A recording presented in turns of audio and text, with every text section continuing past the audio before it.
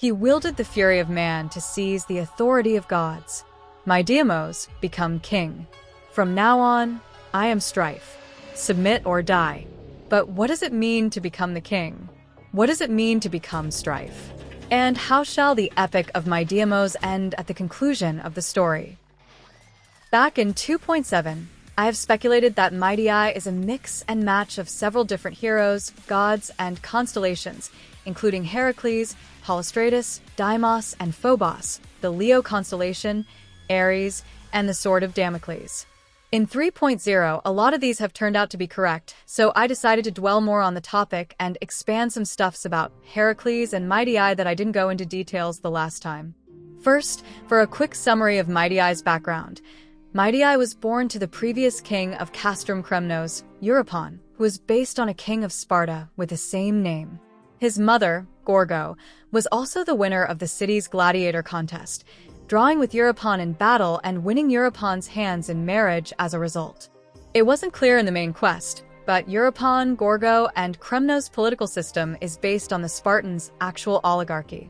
Not unlike the modern political system of many countries, the Spartan had an upper house and a lower house, the Ephors and the Council of Elders Gerousia.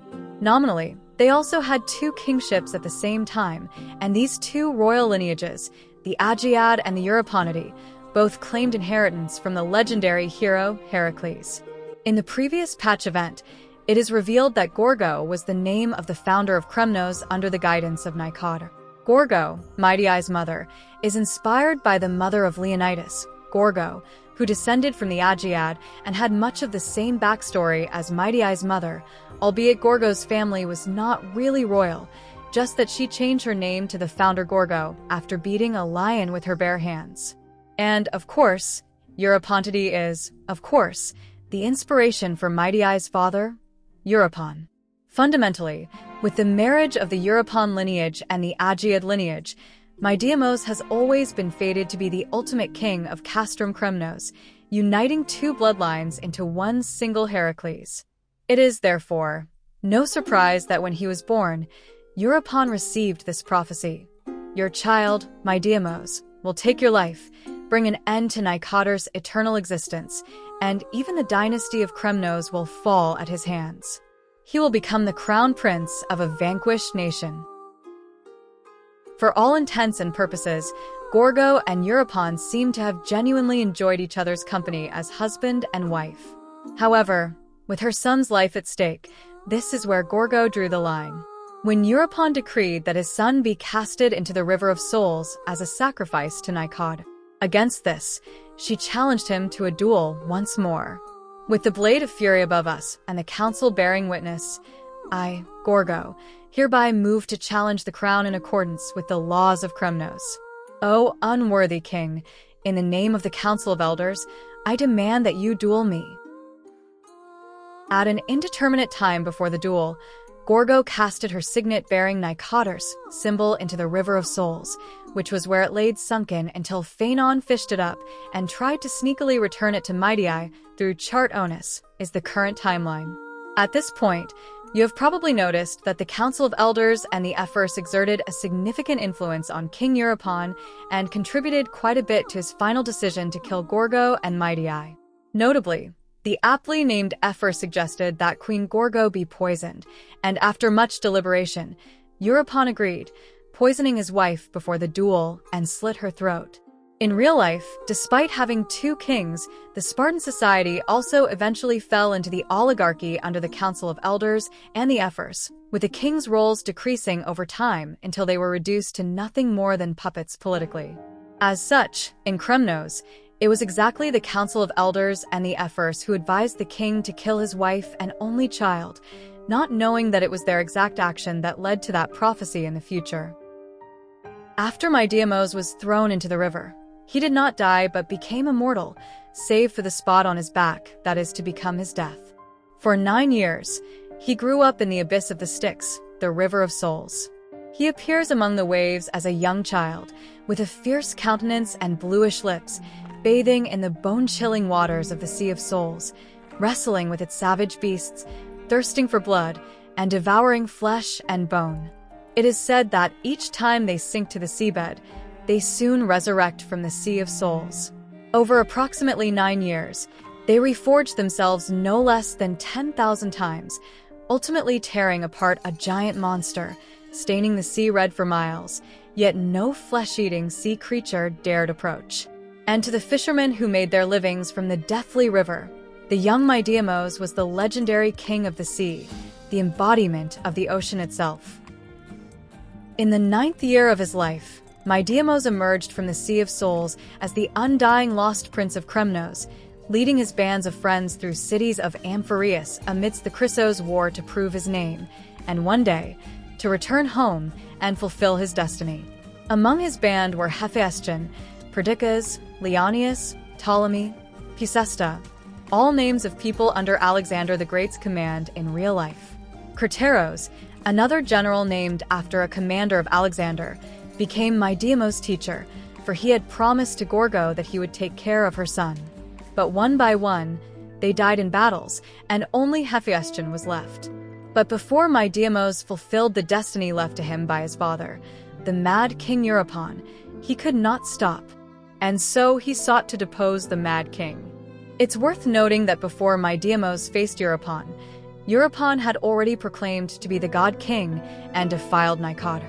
Influenced by the Ephors and the Council of Elders, he continued to wage war in the name of Nicator while simultaneously dismembering the god's soul, sealing the god in blade vessels so that the blessings of Nicator would never leave Castrum Kremnos. It was under this condition that compelled Nicator to finally go mad. Like Gorgo, Nicator did not lose in battles against the Black Tides, but they lost it outside of the battles to trickery and betrayals. As a result, from a war god that fought against the Black Tides and waged wars to chase away people from cities vulnerable to incoming Black Tide incursions, Nicator truly became a mad king, attacking humans and monsters alike, all for their own unquenchable bloodlust. And it is this madness and bloodlust that affected the Kremnos soldiers Mydei faced in 3.1, that Phaethon and Mydei faced in the Nicator core flame trial, that Mydeimos supposedly overcame in his trailer. Or did he? But for the meantime, at the fated moment, Mydeimos returned to Castrum Kremnos, the home he never had, and faced his father. He drove the spear into Europon's chest and continued Kremnos' tradition of patricide, completing the cycle of revenge and senseless war that had plagued Kremnos for so long.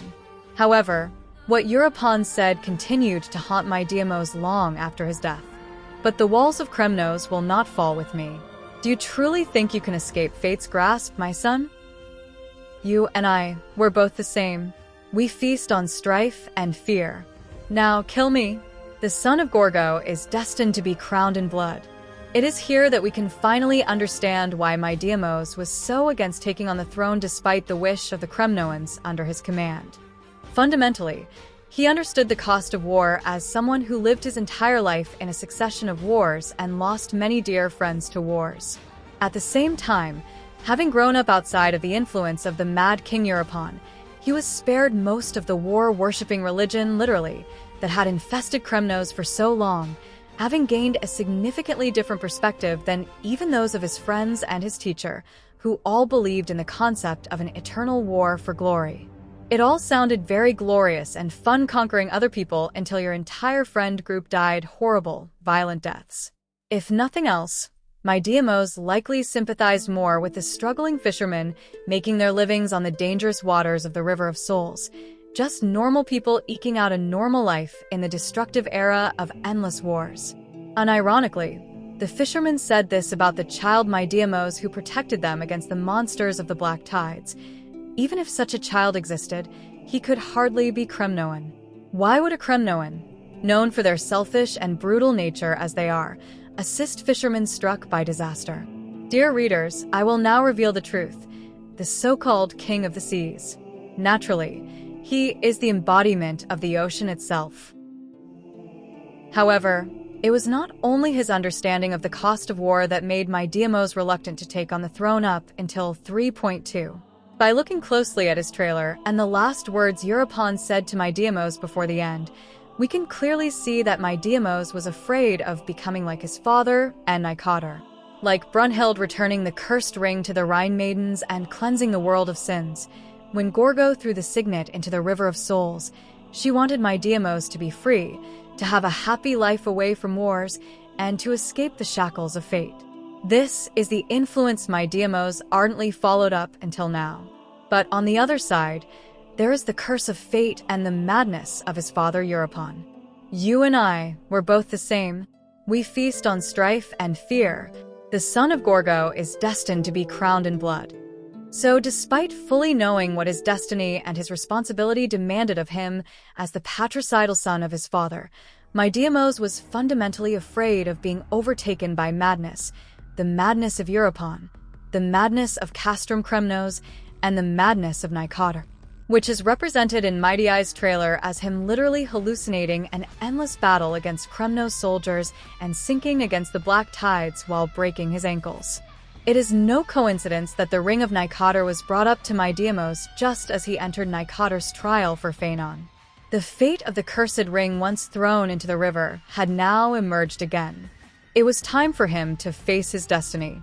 He fought against Nicator the Sun-Eye, he fought against Kremnos, he fought against the unending black tides, he fought against his own endless wounds equally inflicted and sustained by his immortality, he fought against the red haze of madness, the final trial of Nicator for him. If Phaethon fears that he and his friends would be hated by the people around them, then you can say that Mydeimos fears the hidden madness flowing in his own bloodstream. And it wasn't until the end of his trial that Mydeimos surpassed his fear of madness as the descendant of Nicator, the descendant of Heracles. Yes, Mydeimos is really Heracles. With the 3.2 plotline and his trailer, the game really went out of their way to emphasize that this man is really a Heracles reference, very much unlike what certain people argued when I said that Mydeimos was probably based on Heracles. It was misinformation then, but it's not misinformation now, they said. Anyway, gloating aside. According to an official Hoyolab post, Mydeimos is myriads of daimos, myriads of fears, so the cursory analysis I did back in 3.1 for that part was correct. In addition, according to Bell's new Pantheon, Myoides is sometimes an epithet of Heracles or Zeus in their role as the protector of the Olympic Games against flies. The same book also mentioned Phagesia as the Greek festival for Bacchus, the drunken god Dionysus, and this ended up becoming the drunken Phagusa in Amphoreus, so I'm pretty sure this is one of the books and articles consulted by the Amphoreus writers for lore. Regardless, the issue with Mydeimos' name is that he actually has two names. It's not very clear in English because the Okima name is just a shortened version of Mydeimos as Mydei, but in Chinese, you can clearly hear that his Okima name is quite different from Mydeimos, his Kremnoan name. 哥儿哥，你的母亲与玄风城的建立者同名，她的作为也配得上这名字的重量。但你若要远离她的荣光，做个逃兵，使我无法再献上自己的忠诚，麦德莫斯。我本想与你共议族人的未来，但现在似乎不是时候。走吧，万迪。哼，那些黄金翼是这么称呼你的。走你自以为正确的道路，你骨子里是个我行我素的战士。一旦下定决心，没人能阻止你。In Chinese, his Okima name is actually 万迪, which can be translated as myriads of enemies, which align with how Mydeimos is supposed to be myriads of daimos, but at the same time, it's likely a nod to Polystratus, whose name means myriads of armies, and who is a lover of Heracles. So, fundamentally, if you take into account how the names are supposed to contrast against each other in Chinese as the authors originally intend, you can analyze Mydeimos as having two sides to him. Mydeimos the Kremnoan Mad King versus Mydei the Oakman Lover. Mydeimos the Kremnoan Mad King is the fate foisted on him by Nicator and his father Europon, while Mydei the Oakman Lover is who he really is to his friends and teachers, the person his mother Gorgo wanted him to live as. Throughout 3.1, we are constantly shown the conflict between these two sides, not only through his own personal thoughts, but also through the conflict between his two teachers, Tribi and Crateros, and through the conflict between Phaethon and Nicator in Nicator's trial.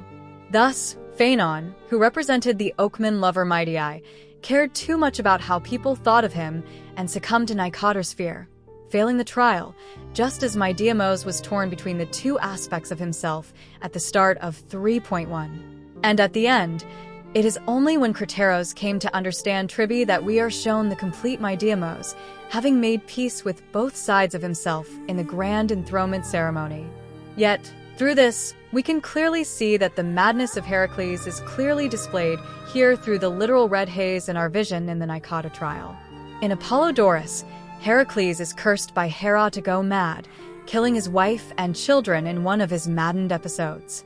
When this happens differs from version to version, but usually, this madness and the murder of his family was the catalyst causing Heracles, now Alcides, to set off on the quest to complete the 12 labors and thereafter, gaining his immortality after completing the quest. In 3.1, this madness of Heracles is exactly what Mydei must take on, conquer, and defeat to inherit the seat of Nicator, the divine immortality at the end of the 12 labors of Heracles. And he has defeated it for now. However, can Mydeimos circumvent the fate of going mad with the force of Mydei, his Oakman lover aspect, the future his mother envisioned for him, forever and ever? All of the heirs are supposed to take on the fate of the Titans after all. Janus was supposed to be fragmented and wither in foreign soil. Nestia was supposed to die in a warm golden bath, and Nicator was supposed to go mad and die of a wound in his back. He had reconciled himself with that fate, with the warring Kremno inside of himself, but from what he told Phaethon directly after completing his trial, it doesn't look like he fully trusts that he can surpass that madness. After all, the first thing he did after coming out of the trial was telling Phaethon his one weakness that can actually end his immortality. In plain terms, in the event that Mydeimos succumbs to his madness inherited from Heracles Nicator, he fully expects Phaethon to intervene and kill him with a wound in his back, ending his immortality. Of course, minutes after that, Reaver decided to stab him in that exact spot even before Mydei has gone mad in a moment of peak comedic timing, but the quest when both of these events happened is named Nemesis, scorched by golden blood for a reason. As Mydeimos sits on the throne and ends the Kremnoan dynasty, he completes the prophecy and becomes the king under the sword of Damocles. Visually, it's already really obvious, but the sword of Damocles was actually referenced directly in the Chinese version of the Golden Amphoreus trailer, in which Mydei's line is use the blood of the hanging sharp tip of a blade or spear to pierce the enemy king, so sword of Damocles. When one of his flatterers, Damocles, mentioned in conversation the wealth of Dionysius, the majesty of his rule, the abundance of his possessions, the magnificence of the royal palace, and denied that there had ever been anyone more fortunate, he said, "So, Damocles, since this life delights you, do you wish to taste it yourself and make trial of my fortune?" When Damocles said that he desired this, Dionysius gave orders that the man be placed on a golden couch covered with a most beautiful woven rug, embroidered with splendid works. He adorned many sideboards with chased silver and gold. Damocles seemed to himself fortunate. In the middle of this luxury, Dionysius ordered that a shining sword, fastened from the ceiling by a horsehair, be let down so that it hung over the neck of that fortunate man. And so he looked neither at those handsome waiters, nor the wonderful silver work, nor did he stretch his hand to the table. Now, the very reeds slipped off. Finally, he begged the tyrant that he should be allowed to depart because he no longer wanted to be fortunate. In short, according to Cicero, doesn't Dionysius seem to have made it plenty clear that nothing is happy for him over whom terror always looms? In Amphoreus, this sword of Damocles that represents fear, the myriads of Deimos, the madness of Heracles, the madness of Nicator, now constantly looms above Mydeimos, waiting for him to slip and fall down from his blood throne. In a way, Mydeimos' trailer is very reminiscent of Heracles' fight against Ares for this reason. I claim, he, Ares, has at one time had experience of my spear, upon that time when, above sandy Pylus, he stood up against me, raging hard in fury for battle, and 3 times, under the stabling of my spear on his shield, he was knocked down upon the ground, and the 4th time, I thrust with all my rage at his thigh and split a great hole in his body, and headlong into the dust he tumbled then, under my spearing. And there he might have been disgraced among the gods, if he had gone down under my hands and left the bloody spoils to me. Back during 2.7, I have made the speculation that each heir is a mix and match of gods, heroes, and constellations. This turned out to be correct, as many different characters and lore confirmed to us that the Titans are astral signs. For Mydei, I speculated back then that he was Leo because of his lion, and now I still think that he's Leo, but there is another possibility that he is the Hercules constellation too. Either way, Nicator and Mydei are supposed to represent Hercules and the Nemean lion here, so I'm going to cover both of them in the following part of the video. As I have covered in my Tribi video, the tradition of astrology in the West has received heavy influence from that of Sumerians and Babylonians, mostly through the intermediary, the Chaldeans. The correlations between the Sumerian-Babylonian astral zodiac and the Greek ones are pretty much the same, with only some minor changes to adapt to Greek culture and history.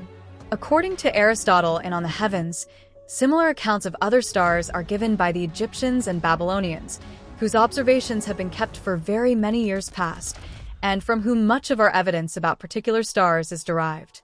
In Ptolemy's Almagest, the premier source for ancient astrology, he never shied away from crediting the ancient Egyptians, the Babylonians, and the Chaldeans with their extensive contributions to astrology and time division, contributions that he recorded and expanded in the Almagest. Notably for Leo and Hercules, in the Sumerian Babylonian star lists, Lugal the king, as in Regulus the brightest star of Hercules' constellation, is considered to represent the star which stands in the breast of the lion, the king, and the king here is, of course, Gilgamesh, the first cultural hero in recorded human history. Meanwhile, most of the Hercules constellation was considered to be the standing god, and Leo is Uar-Gu-La, the lion-headed protector god. Either way, all of these lions and kings are supposed to denote a single lion king, Gilgamesh, the first hero of recorded history. Yes, now you know why Mydeimos might as well be Greco-Roman Gilgamesh, because he is, in fact, Greco-Roman Gilgamesh, literally. Well, Phoenician Greco-Roman Gilgamesh, to be exact, with more than a bit of the Proto-Indo-European dragon slayer thrown in. Frequently associated with lions in both historical records and in modern-day anime, bless the Fate franchise, Gilgamesh is mostly known for being the world's first hero, the world's first boys' love fanfic protagonist, and for killing the lion-like Humbaba, symbolizing humans' triumph over nature as the world's first cultural hero. As influential as the Sumerian civilization was to the foundation of Europe and Middle Eastern cultures, it is no surprise to see bits and pieces of Gilgamesh's stories being adopted by and transmitted as story archetypes to other cultures in the region, from their cultural descendant the Assyrian and the Babylonians, to the Hittite Empire next door where the Greek Ionians would take over and inherited after the Bronze Age collapse, to the Minoan civilization that predated the Bronze Age.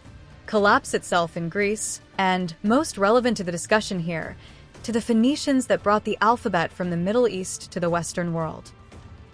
As the intermediary standing between the Near Eastern world and the Western world, the Phoenicians played a vital role in transporting not only the color purple, but also knowledge and myths. Specifically, they worshipped a god called Tammuz or Adonis, from which we got Adonis and a piece of Persephone's story in Greece. The Phoenician Tammuz was a dying and rising god, dying every winter as he drowned in the sea, resurrecting every spring as he returned to the goddess of fertility Ishtar. But as all myths go, rarely the story is copied and pasted 100%. Oftentimes, as a story spreads, it is syncretized with local traditions and local gods to better reflect the beliefs and cultures of the locals, and the Phoenicians were no exception. Their Tammuz was not a straight-up copy of the Sumerian Demusid. His story was also merged with that of the underworld god Nergal of Mars, and more importantly here, to the feats of the Lion King of the Sun, Gilgamesh. And it is here, in the Phoenician Tyre, that the syncretized Demusid Nergal Gilgamesh became known as Melqart, the lion god, the standing man constellation, the Tyrian Heracles. The historian Herodotus recorded, "In the wish to get the best information that I could on these matters, I made a voyage to Tyre in Phoenicia, hearing there was a temple of Heracles at that place, very highly venerated. I visited the temple, and found it richly adorned with a number of offerings, among which were 2 pillars, one of pure gold, the other of smaragdos, shining with great brilliance at night. In a conversation which I held with the priests, I inquired how long their temple had been built, and found by their answer that they, too, differed from the Hellenes. They said that the temple was built at the same time that the city was founded, and that the foundation of the city took place 2,300 years ago. In Tyre, I remarked another temple where the same god was worshipped as the Thasian Heracles. So I went on to Thassos, where I found a temple of Heracles which had been built by the Phoenicians who colonized that island when they sailed in search of Europa. Even this was 5 generations earlier than the time when Heracles, son of Amphitryon, was born in Hellas. These researches show plainly that there is an ancient god Heracles, and my own opinion is that those Hellenes act most wisely who build and maintain 2 temples of Heracles, in the one of which the Heracles worshipped is known by the name of Olympian, and has sacrifice offered to him as an immortal, while in the other the honors paid are such as are due to a hero. Due to the lack of historical from the Phoenicians and Sumerians themselves, thanks Rome and thanks Sargon, it's hard to say when exactly these Gilgamization of the stories of Melqart and Heracles happened. Could be pre-Hesiod and pre-Homeric, nobody knows, because, again, thanks Rome and thanks Sargon, could be way later during the classical era, but one thing for certain is that by the time of Herodotus, the Tyrians had already adopted Gilgamesh's heroic feats into the base of Tammuz for the story of the sun god dying and rising lion king Melqart and the constellation standing man, while Greeks had already syncretized the story of Heracles with that of Melqart, calling him the Tyrian Heracles. And by the time of Ptolemy, both of Gilgamesh's constellations, the lion and the king, had been adopted into Western astrology as Leo and Hercules. However, there are some interesting pieces about Melqart that were not fully folded into the Heracles stories in Greece, but were adopted by the Amphoreus writers to make Mydeimos. Originally, Melqart was an ex-spy of Demusid, the Cimmerian dying and rising god, the god of the underworld and spring whose death marks the changing seasons similar to the Greek Persephone, and the scapegoat consort of the goddess Ishtar, oftentimes represented by a literal goat being sacrificed to a tree. However, in Tyre, as the Phoenicians were traders and seafarers, Melqart became not only the scapegoat god of changing seasons and the sun, but also the god of the sea. As the Greek god Melqart, he was an infant held in his mother's arm as they both plunged into the sea. But after death by drowning, the boy did not stay dead and became Phlebas, the child sea god riding dolphins, known for helping fishermen in distress, and Phlebas is, of course, an epithet of Heracles. In Gadara, the Heracles, there was a giant statue thrown into the sea, then ritually taken out and burnt on a pyre. In other words, Melqart, the rising and dying god of the sea, now dies through drowning at the sea and resurrects from the sea every spring, only to be sacrificed again as the scapegoat in the fire of the Phoenician Tophet to ensure that the next harvest will be a good one too. As Melqart was conflated with Heracles in Greece, bits and pieces of this story made its way to the various Heracles mythic versions, as you can see in the Hercules Gadatanus ritual practice and even in the mainstream version as well, in which Heracles is burnt on a pyre after death. So of course, Hoyo took the chance and decided to remix them all again once more to craft Mydei. Like Melqart and the Hercules Gadatanus in the cyclic fishing rite, he is thrown into the river of souls and drowned, but people don't die when they are killed, and so he resurrected endlessly in the river, becoming the young child god of the sea, Phlebas Heracles, who rescues fishermen in Mydeimos character story 1.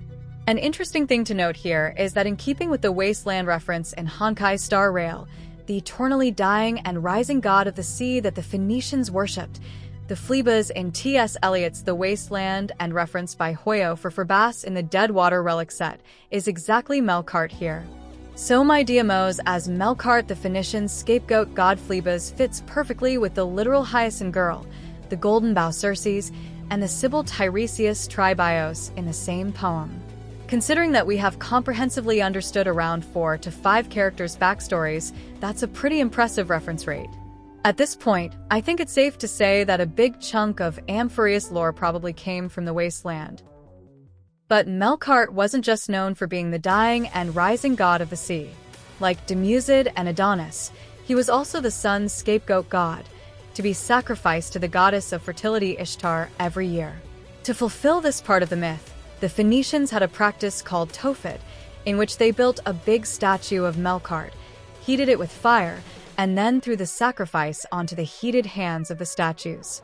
Oftentimes, the sacrifice is ungulates like lambs or goats, hence where scapegoat and sacrifice of the lambs came from. However, in the end days of their civilizations, as desperation grew, the range of the sacrifice expanded to include human children, such as during the siege of Tyre by Alexander the Great and during the Punic Wars. Now, the topic of whether these records from their enemies can be trusted is hotly debated, but at the very least, the lamb and goat sacrifice is verified, for that was a really common practice in the Near Eastern religions. And more relevant to the discussion, Hoyo writers themselves already referenced the Tophet in connection to the destruction. Namely, in the Duke Inferno relic set, the planet he set on fire as a sacrifice to Nanook is actually Tophet, not Phaethon, which apparently means stinky in Latin. So it was not a stinky planet, but a Tophet planet, all to be sacrificed to the Melqart Nanook. Similarly, the reason why the Duke Inferno video sacrificed the goat with broken ankles to Nanook is because all of them are reference to Melqart and demi-gods, the sacrificial scapegoats of the Phoenician and Sumerian religions. When Duke Inferno was killed by Acheron, he was sitting on a fiery throne. This time, he was the sacrificial lamb itself, burning on the bronze throne for the sake of Nanook. Hence, Nanook the child was thrown off the tree by Aha for the same reason, as a ref to Melqart's part of the story where he was thrown into the sea as the dying and rising god before he was fished up and burned again as the scapegoat. And continuing the same theme, as Mydeimos was thrown into the sea, he became the child god of the sea of the fishermen, yet he was also the scapegoat burned in the fire, as marked by the fire crisscrossing his body, like Melqart, like Heracles, and like Nanook. Well, that's the strife of the Lion King Mydeimos, the rage and death he inherited from Heracles and Melqart as a demigod. But what about the love of Mydei? What about the life of Mydei, the future that Gorgo wished for him to have? Who exactly is Mydei as a human and a lover? After Mydeimos arrived at Okima and joined the flame chase journey, he finally found some semblance of a place to stay there, albeit a place to stay that sometimes discriminated against him and his people due to the past wars. But it was still a place to stay, and it was there that he met and fought Phaethon for 10 days and 10 nights, gaining a nemesis and a companion in one. For the astute, you have probably noticed by now that many Chrysos heirs are actually named after lovers and families of the titans they're supposed to inherit the core flames from. Hyacinth is the lover of the god of west wind Zephyrus and the sun god Apollo, both of which are rolled into one single titan, Aquila, by Hoyoverse.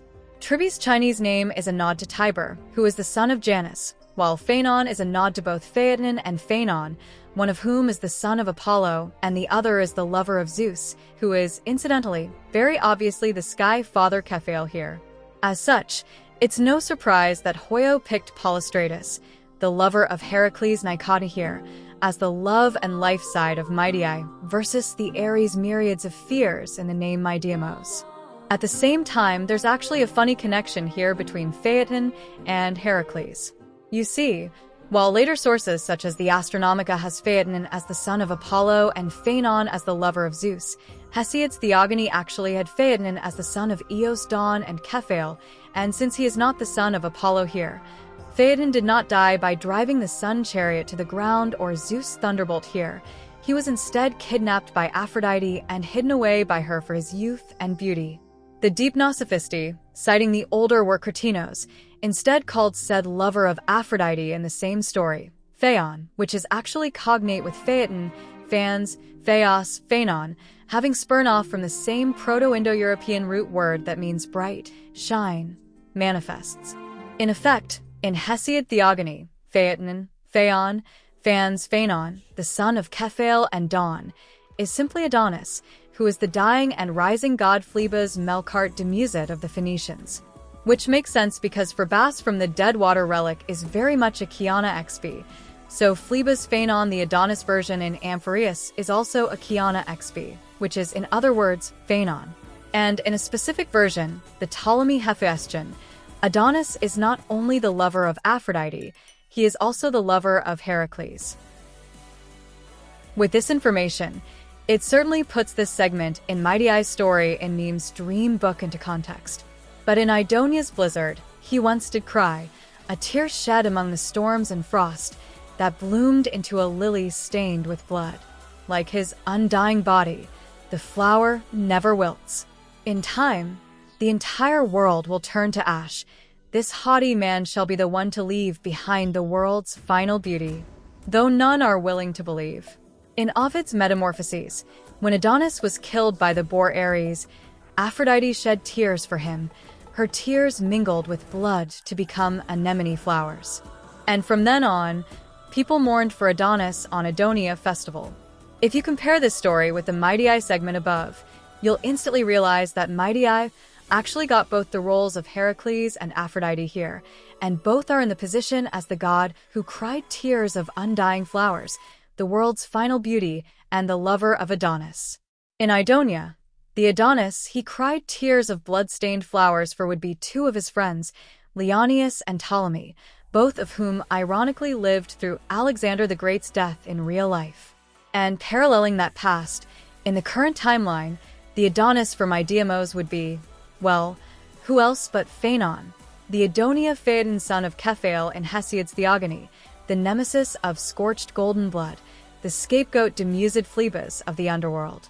Now, it all sounds like a very eclectic mix of Greek figures on the side of Hoyo, but I promise you, this mixing of story and role makes more sense than it seems when you take into account that Adonis Phlebas and the entire Adonis story with Heracles and Aphrodite was imported from the Sumerian original versions of the story, Inanna's descent into the Underworld, and the Epic of Gilgamesh. As I have mentioned before, Mydeimos is not only a mix of Heracles and Melqart, but is also a very obvious reference to Achilles and Gilgamesh, as you can clearly see in their designs. As I have explained before, Leo and Hercules, the constellations associated to Melqart and Heracles, both originated from the Sumerian constellations for Gilgamesh, their greatest lion king. The thing is, when we dig deeper, we can kind of start to see why Hoyo chose this specific design for Mydeimos aside from them being big Fate fans. That is, they chose to throw Gilgamesh into the Mydeimos mix here because historically, Gilgamesh has exerted very significant influences on how the stories of Melqart and Heracles have developed throughout the ages. This process even has its own scientific term, the Gilgamization of a myth. Gilgamesh was a historical and mythological king of Uruk and the central character of the Epic of Gilgamesh, which dates back to 2000 BC and is the first story in the recorded history of humankind. His oldest appearance in recorded history is in a Sumerian poem called Gilgamesh, Enkidu, and the Netherworld. In it, Gilgamesh was a parallel of the sun god Utu-Shamash, whom Honkai Impact players probably knew of as the Judgment of Shamash. In the story, Utu-Shamash is the actual brother of the goddess of love and fertility Inanna, but she also called Gilgamesh brother in the story to flatter him and make him fight the snake for her, and throughout the story, Gilgamesh heavily parallels the actions of Utu-Shamash, something that is still kept in the standard Babylonian version of the Epic of Gilgamesh. The story starts when the world is divided between three forces, and of heaven, Enlil of earth, and Ereshkigal of the underworld. One day, Inanna stole a tree and planted it in her garden of Uruk because she wanted to make a bed and a chair out of it. However, unfortunately for the useless goddess Inanna, the tree in her garden was infested by a snake bird called Anzud, which had made a nest out of the tree. Yes, this is where the story of Eve and the snake in the Garden of Eden came from. And yes, Eve was originally the useless goddess Inanna. Crying, Inanna went to ask for help from her brother, Gilgamesh Utu-Shamash, the god of the sun. Acquiescing to her request, he defeated the snake bird and became the first dragon slayer and the first cultural hero in recorded human history. And with that, he logged down the tree to make a bed and a chair for Inanna and a ball and stick game for himself from the tree's roots. However, with his ball and stick game, Gilgamesh oppressed the people in his cities, enlisting the men in his ball games and making the women cry out, making him the first bully in recorded human history.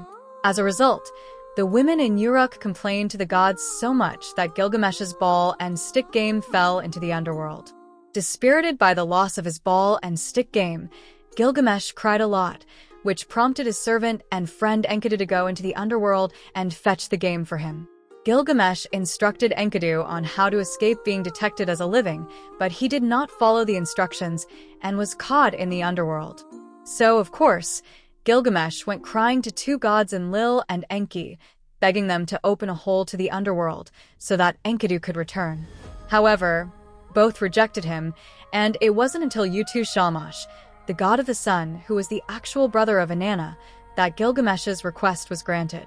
Shamash blew a big hole in the underworld and brought up Enkidu with a breeze, bringing Enkidu back to the living. Ecstatic, Gilgamesh and Enkidu hugged and kissed. Yes, that's a direct quote. And yes, that's why Gilgamesh is not only the first cultural hero, the first dragon slayer, but also the first boys' love protagonist in recorded history. After they hugged and kissed, Gilgamesh asked Enkidu about the various shades of the dead people he had seen in the underworld. In the earliest remaining record, we can already see how Gilgamesh is supposed to be a parallel of Shamash and Inanna, while Enkidu is a parallel of Demuzid.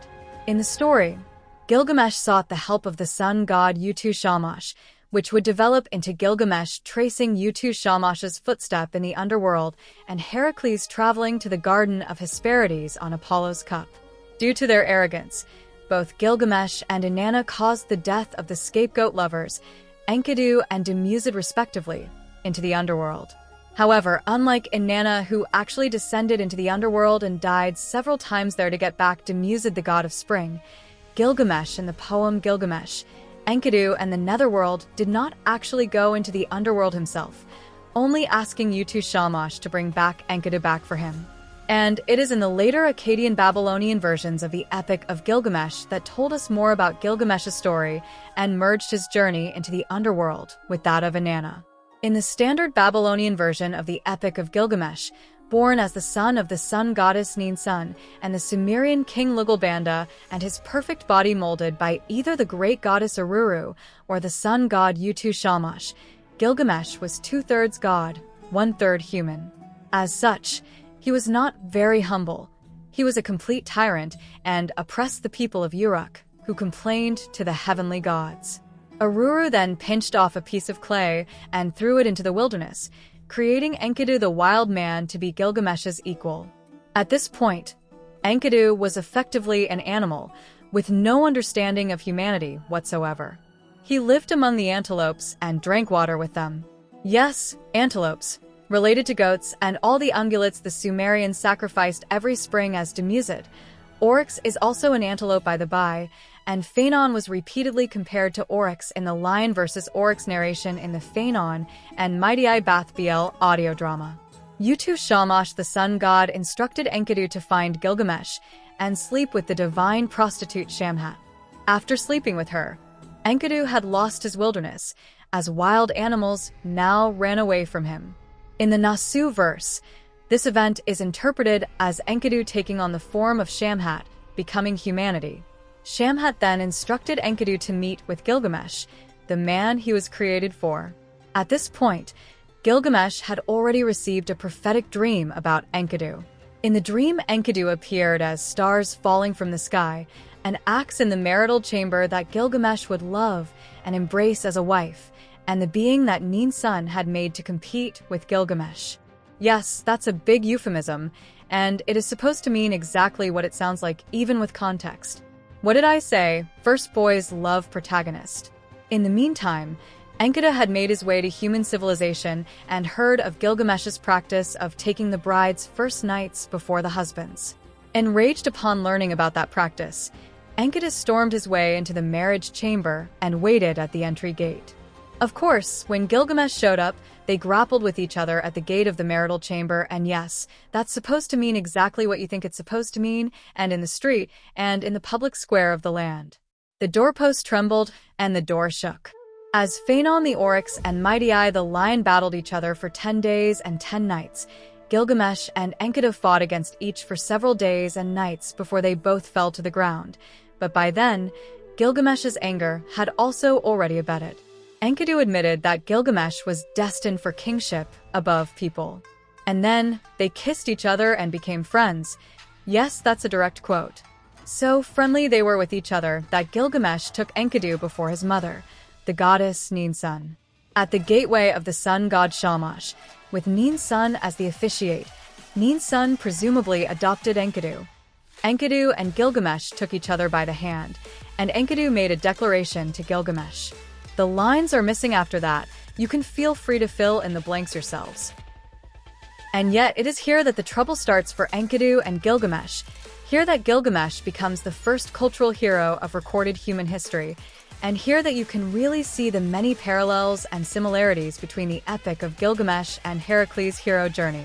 Specifically, there is a set of 3 labors of Heracles that cannot be explained in any other ways than having originated from the Babylonian Gilgamesh tradition: the quests for Geryoneus's cattle, the Cerberus, and the apples of the Hesperides.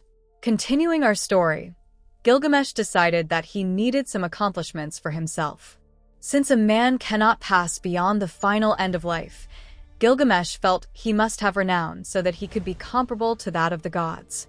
With Enkidu's suggestion, they went and sought guidance from the sun god Utu Shamash, who gave them 7 labors, the tasks to kill 7 beasts created by the gods. The first, their eldest brother, has lion's paws and eagle's talons. The second is a snake. The third is a dragon snake. The fourth blazes with fire. The fifth is a snake. The sixth is a shackle that is related to the rebel lands in the hills, beats at the flanks of the mountains like a battering floodwater that destroys all. The seventh flashes like lightning, and no one can deflect. The first is, of course, the lion-like Humbaba, the guardian of the cedar forest, the origin of Heracles' Nemean lion and the Geryoneus cattle. The second is a snake, correlating pretty well with the Lernaean Hydra as the second labor. The sixth is a nod to the Great Flood myth, which probably ties it to the snake Abzu in the Garden of Uruk in the previous Sumerian poem Gilgamesh, Enkidu, and the Netherworld. The seventh is probably Ishtar's Bowl of Heaven, which had the same lightning power. As Heracles traveled to the Geryoneus Cattle's island in the cup boat of Helios, Gilgamesh set out to kill Humbaba under the guidance of the sun god Utu Shamash. As with Heracles' defeat of the Nemean lion in Apollodorus and Gorgo's killing of a lion in Amphireus, under Enkidu's urging, Gilgamesh defeated the lion-like Humbaba and gained the iconography as the Lion King. They then felled a cedar forest together and made a raft out of the woods.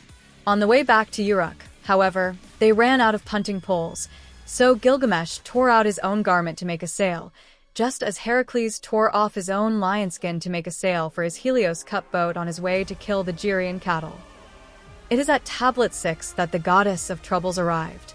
Impressed by Gilgamesh's accomplishment against Humbaba, Inanna showed up uninvited and told Gilgamesh to be her husband. To this, Gilgamesh only laughed at her face, called her a thought in fancy poetic words, and, in an unintentionally prophetic line, cited the fate of Tammuz, as in Demuset, the lover of Ishtar's youth, who died as a scapegoat to pay for Inanna's arrogance. When Inanna heard this, in a fury, she went up to the heavens. As Aphrodite went crying to her brother and mother when she was wounded by Diomedes, Inanna, the prototype of Aphrodite, also went crying to her father Anu and asked him for the bowl of heaven to kill Gilgamesh. When Anu refused her, she threatened Anu that she would open a hole to the underworld, and so goddess of troubles Inanna got the bowl of heaven anyway, causing untold devastation to Uruk. Enkidu stalked and hunted down the bowl of heaven. He grasped it by the thick of its tail, and held onto it with both his hands, while Gilgamesh, like an expert butcher, boldly and surely approached the bowl of heaven, between the nape, the horns, and he thrust his sword. After they had killed the bowl of heaven, they ripped out its heart and presented it to Shamash. Then, Enkidu wrenched off the bull's hindquarter and flung it in her face. "If I could only get at you, I would do the same to you. I would drape his innards over your arms." As funny as that sounded, the end result was devastating for both Gilgamesh and Enkidu. Enkidu dreamt a long dream. In his dream, he saw the council of heaven and his own death. In the Council of Heaven, the gods had decided that Enkidu would die for Gilgamesh's arrogance against the gods. Just as Demusid died his scapegoat death to pay for Ishtar's arrogance, Enkidu laid wasting away on his deathbed, desperately trying to come to terms with his mortality. When he cursed Shamash, the sun god reminded him that Gilgamesh would let his body bear a filthy mat of hair, will don the skin of a lion and roam the wilderness. As soon as Enkidu heard the words of valiant Shamash, his agitated heart grew calm, his anger abated. On the 12th day, Enkidu's illness grew ever worse. Enkidu drew up from his bed and called out to Gilgamesh, "My friend hates me." While he talked with me in Uruk, as I was afraid of the battle, he encouraged me, "My friend who saved me in battle has now abandoned me. I and you." And then he died.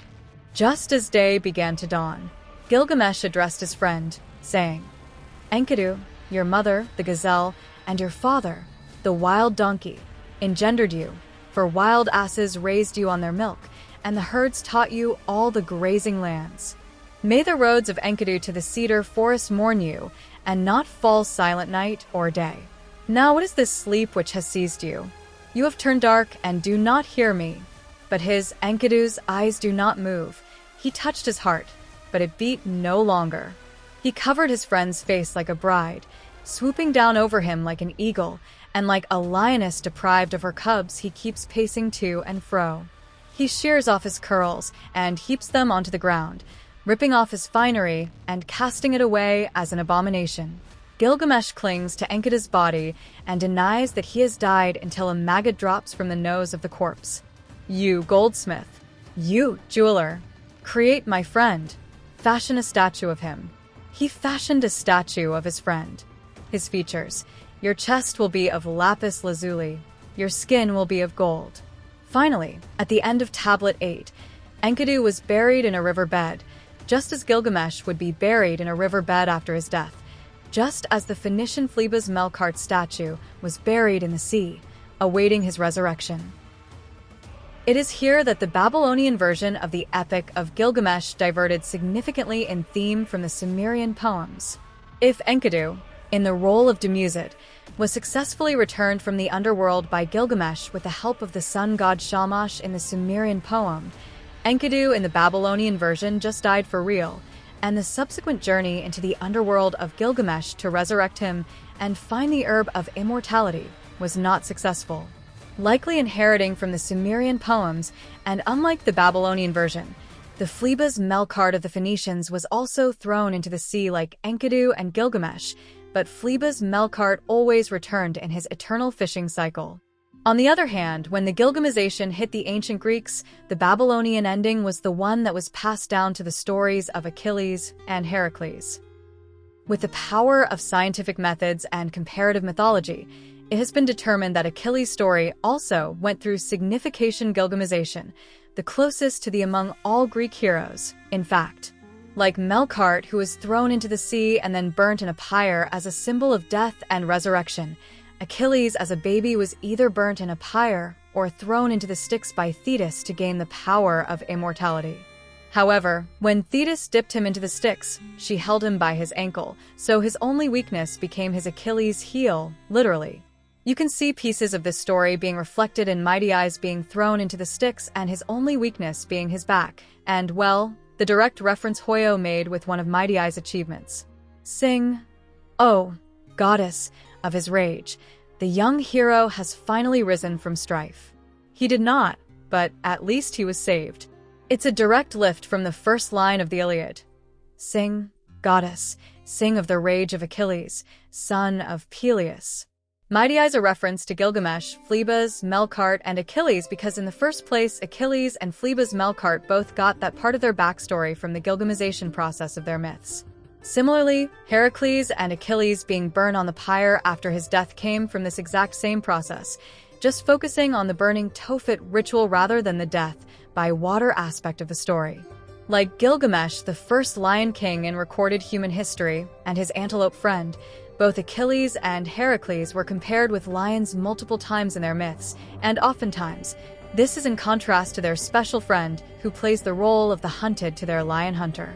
For Gilgamesh, He is the Lion King hunter to the Antelope Enkidu the hunted. For Achilles and Heracles, their cubs are Patroclus and Hylas, the hunted of their respective Lion Kings. And of course, this setup of their special relationship that kisses each other and grappled with each other in front of the marital chamber entrance, a fight that lasted several days and several nights between the Lion King the hunter and the Antelope the hunted, is also preserved in Mydei and Phaethon's relationship. With unparalleled resolve, the two warriors' determination even alters the very hue of the steam. Flames intertwine with scalding vapor, reaching toward the heavens, shrouding the sky and the sun. The spectacle is so magnificent that none dares gaze upon it directly, since we can't see what's happening in the competition. Why don't I regale you with a tale of kings to pass the time? Do you recall the legend of the Gorgo lion mentioned by a certain veteran? The central figure, the main character, was not the sole sovereign of that land. An oryx stood as its formidable rival. Long before the dawn of Era Chrysia, the two beasts started their timeless battle on the plains of Troodos. The lion regarded the oryx as its food, while the oryx perceived the lion as a scornful, oppressive, and challenging barrier that it swore to topple with its antlers. For tens of thousands of years, without respite, the two creatures thus continued their relentless pursuit and rivalry. It fixated on its rival's fleeing form in the chase. It set its sights on the other's neck, nearly within reach. It was stuck in a corner. It had nowhere to escape. On the land of Amphireus, some lives meet their end at dusk, some at dawn, and yet others are fated to perish under the blistering sun at noon. And, at last, the most scorching moment of the day descended upon them. The formidable hand of fate heeded their call and arrived. And, of course, the parallel of the hunted and the hunter especially shines when it was time for their companion to die. Gilgamesh tearing off his clothes and pacing to and fro like a lioness without its cub, holding the Antelope Enkidu's body until maggots dropped out of the corpse. Achilles sobbed loudly, like a lion whose cubs had been stolen away by some deer-hunting man. He refused to bury Patroclus until Patroclus appeared before him in his dream to berate him. As Enkidu was buried in the river bed, the Hylas, the Phlebas of Heracles, met his death in the black water. The fawn cried in the hills, leaving Heracles as a ravening lion pacing to and fro. So endless was his wandering by the woods. Which leaves you really wondering if this is going to happen to Phaethon and Mydei. After all, Mydei is supposed to once again leave behind the final beauty in the form of Aphrodite's tears of blood for Adonis, and Phaethon is fundamentally a Kiana XP, who already is associated to death by Blackwater in the Phlebas relic set as the literal Phlebas. Very flag. My friend, Enkidu, whom I love so deeply, for 6 days and 7 nights I wept for him. My friend, Enkidu, whom I love so deeply, has turned to clay. Shall I not be like him and also lie down, never to rise again, through all eternity? After Enkidu's death, Gilgamesh left Uruk. Like Heracles after him, Gilgamesh cried bitterly and wandered in the wilderness, wearing the skin of lions as he grieved for Enkidu and feared his own death. Like Inanna and her journey to resurrect the scapegoat Demusid, Gilgamesh decided to go to the Underworld and seek the secret of immortality for himself, and, if we take into account the Sumerian poem Gilgamesh, Enkidu and the Netherworld, for Enkidu too. Like Heracles traveling in the cup boat of Helios, Gilgamesh traveled the path of the sun Shamash to reach the Underworld. After crossing Mount Mashu, he enters the marvelous Garden of the Gods, a paradise in which trees full of delicious jewels grow. But his journey was not over yet. With the help of the tavern keeper of the shore Siduri, Gilgamesh sought the help of the ferryman Urshanabi to cross over the water of death, just as Heracles sought the help of the ferryman Charon to cross over the Styx to fight the Cerberus in Servius's commentary on the Aeneid of an early Greek hexameter poem ascribed to Orpheus. Just as Heracles arrived at the Garden of Hesperides and met with Prometheus and Atlas, after crossing the water of death, they reached the island where Utnapishtim lived. Gilgamesh asked Utnapishtim for the secret of immortality. given to him by Enlil after the Great Flood. Utnapishtim reprimands him, declaring that fighting the common fate of humans is futile and diminishes life's joys, telling him to wash away the lion skin he had been wearing since Enkidu's death and become a beautiful king again. Yet despite that, Utnapishtim still instructed his wife to give Gilgamesh the herb to immortality at the bottom of the sea, an event that was actually still preserved in the Phoenician Melqart myth.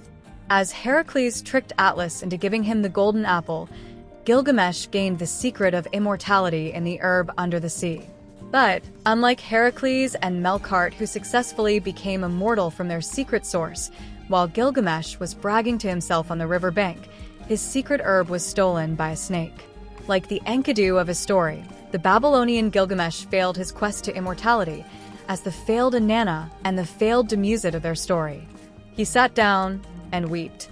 At the end, as he left the underworld and arrived back at Uruk, Gilgamesh saw his city and regained his status as a king, believing that his city would endure in place of him.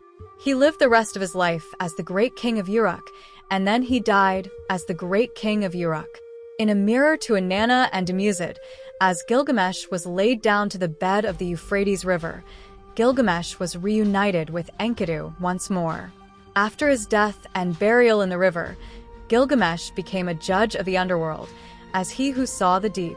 Of course, when this story was passed over to the Phoenicians, Gilgamesh was syncretized with the sun god Shamash and the actual judge of the netherworld Nergal to become Melqart, whose statue dies in the sea and resurrects in the sea annually in the Fisher cycle. Like Gilgamesh's status in the underworld, through the Greek interpretation of Melqart, the Tyrian Heracles became a god of the sea and fishermen as the child Philemon and a god of death and rebirth in the Odyssey. Similarly, as another cycle of the rising and dying god archetype, the hero Achilles was made immortal in a pyre or in the river and entered the underworld in a pyre. Just as Gilgamesh reunited with Enkidu after his death in the river, after Achilles' remnants were burnt, his ash was buried in the same jar as that of Patroclus. In some versions of the story, his mother Thetis carried both of them to the island of Leuca, which was identified with the Isles of the Blessed by Pliny. There, according to the Pausanias, Achilles was worshipped as a lord of the sea and a dying and rising god, playing the same role as Melqart and Philemon Heracles in his death, and the same role as Mydeimos in his youth as the child sea god of the Styx. In the Odyssey, just like Gilgamesh, Melqart, and Heracles before him, Achilles became another judge of the dead, guiding people to the house of Hades. And so, our parallel is complete. Digressing a little bit here, but in Tribi Myriad, if you pay careful attention to Mydei's scene, you'll see that he's sunk into the sea as a long-haired adult with his back, the sole weakness of his immortality, exposed. But when he rose up from the sea, he had already become a child with short hair and his back covered by a red cloth.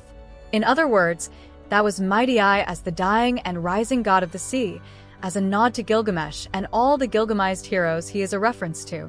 In other words, he has the potential to become another he who saw the deep to the amphibious world in a future plot. But what does this mean for Mydeimos?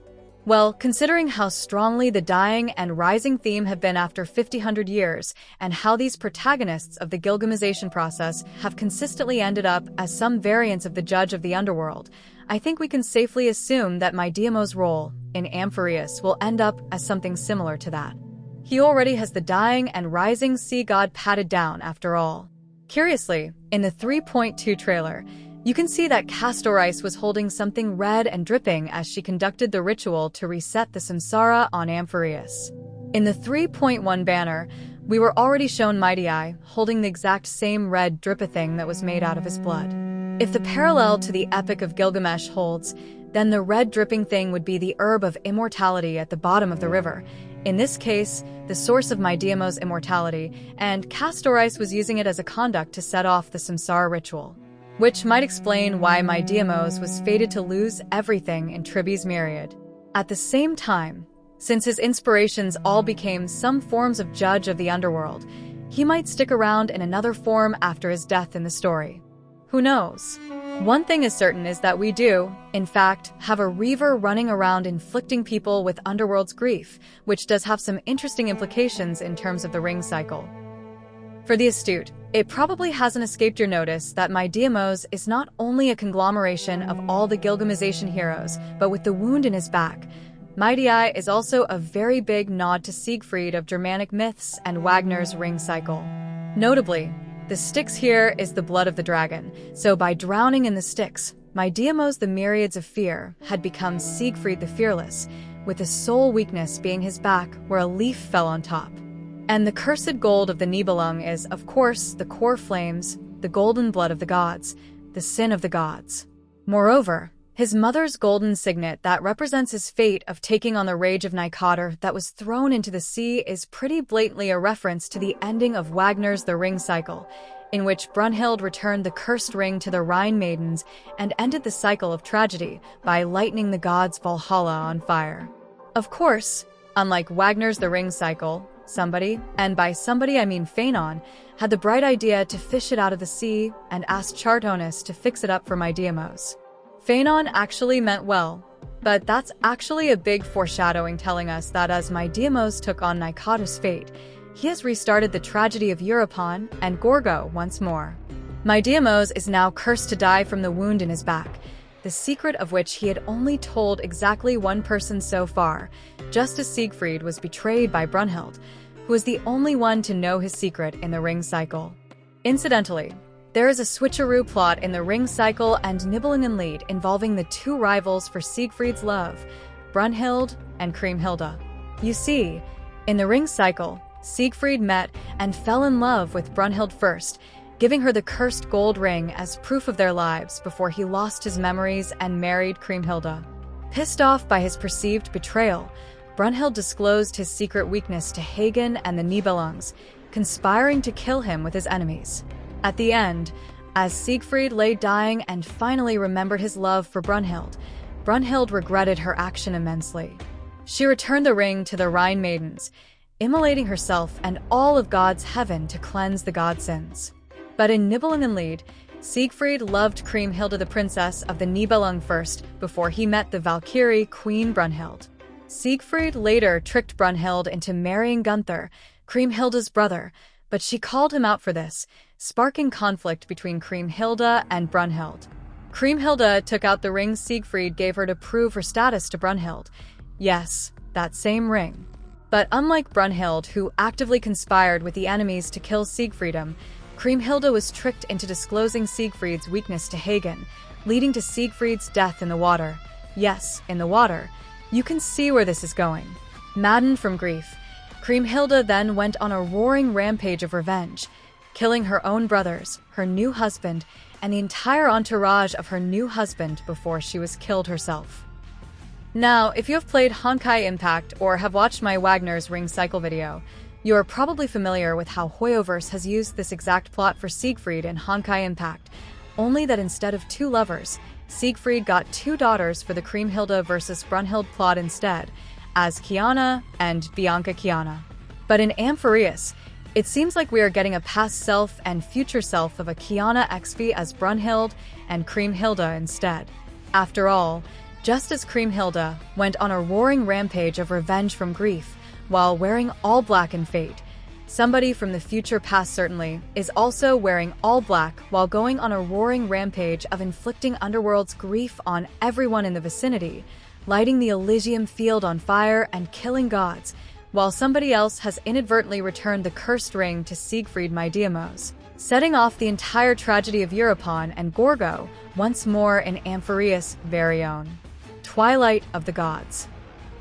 In other words, the answer to the question as to who Mydei is as a human and a lover lies in no one else but the Enkidu to his Gilgamesh, the Phlebas to his Melqart, the Phaethon to his Aphrodite, the Hylas to his Heracles, the Gorgo to his Euripon, the Brunhilde and Kriemhilde to his Siegfried, the Patroclus to his Achilles, Phaethon. Just as Mydeimos is depicted with the characteristic of rage from his Nycator inheritance, Gilgamesh and Achilles were both inflicted with similar conditions to their characters. If Gilgamesh is overly prideful and quick to anger, then Achilles is consumed by rage, as expressed in the very first line of the Iliad. Sing, O goddess, the anger of Achilles son of Peleus, that brought countless ills upon the Achaeans. Many a brave soul did it send hurrying down to Hades, and many a hero did it yield a prey to dogs and vultures. For so were the counsels of Jove fulfilled from the day on which the son of Atreus, king of men, and great Achilles, first fell out with one another. Throughout the Iliad, Achilles' rage and lack of self-control was his biggest Achilles' heel, even more so than his actual Achilles' heel. Blinded by anger and idealism for a heroic code of conduct, Achilles significantly contributed to various conflicts in both his own camp and the enemy camp. But, as Achilles scorned the Achaeans' death, Patroclus cried in place of him. Functionally, from a literary analysis point of view, Patroclus was the passion and love of Achilles, acting not only as a literal lover, but also an alter ego expressing the love that Achilles neglected in his rage. And ironically, it was when Patroclus died that Achilles reached the height of his rage and the height of his love at the same time. As Gilgamesh wore the lion skin and sought the herb of immortality from the river of the Underworld after Enkidu's death, Achilles mourned like a lion and extracted his maddened vengeance on the Trojans, refusing their burial after death, polluting the river, leading to Achilles' conflict with the river god. The river raised a high wave and attacked him. He swelled his stream into a torrent and swept away the many dead whom Achilles had slain and left within his waters. These he cast out onto the land, bellowing like a bull the while, but the living he saved alive, hiding them in his mighty eddies.